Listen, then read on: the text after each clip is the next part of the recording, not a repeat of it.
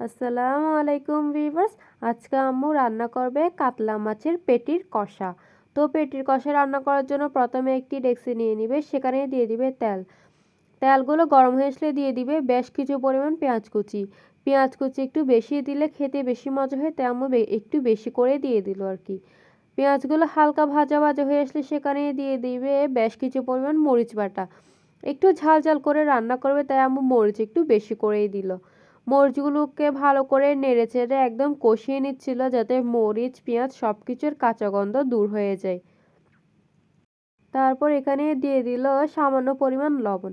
যেহেতু মরিচ বাটার মধ্যে লবণ থাকে, তাই আম্মু লবণ কম করে দিয়েছে। পরে দিয়ে যদি কম মনে হয় তাহলে আবারও দিবে আর কি।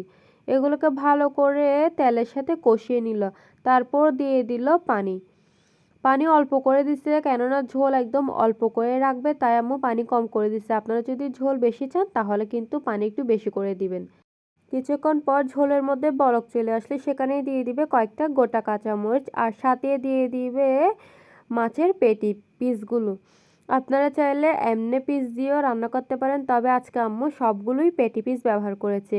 আর পেটি পিসগুলো কিন্তু আগে থেকে ম্যারিনেট করে রাখেনি, আপনারা চাইলে সামান্য পরিমাণ হলুদ আর লবণ দিয়ে ম্যারিনেট করে রাখতে পারেন। তারপর দিয়ে দিল টমেটো টুকরো আর ধনেপাতা কুচি। এইখানে কিন্তু টমেটো একটু বেশি করে দিবেন, তাহলে কিন্তু খেতে অনেক বেশি ভালো লাগবে। এবার আম্মু এগুলোকে ভালো করে নেড়ে চেড়ে নিচ্ছিল, যাতে সব কিছু একসাথে ভালো করে মিক্স হয়ে যায়।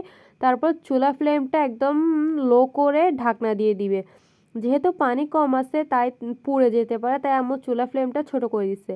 কিছুক্ষণ পর সব কিছু সিদ্ধ হয়ে গেছে, দেখেন টমেটো থেকে কিন্তু প্রচুর পানি বের হয়েছে। এবার লবণটা টেস্ট করে ঢাকনা দিয়ে নামিয়ে নিব। আল্লাহ হাফেজ।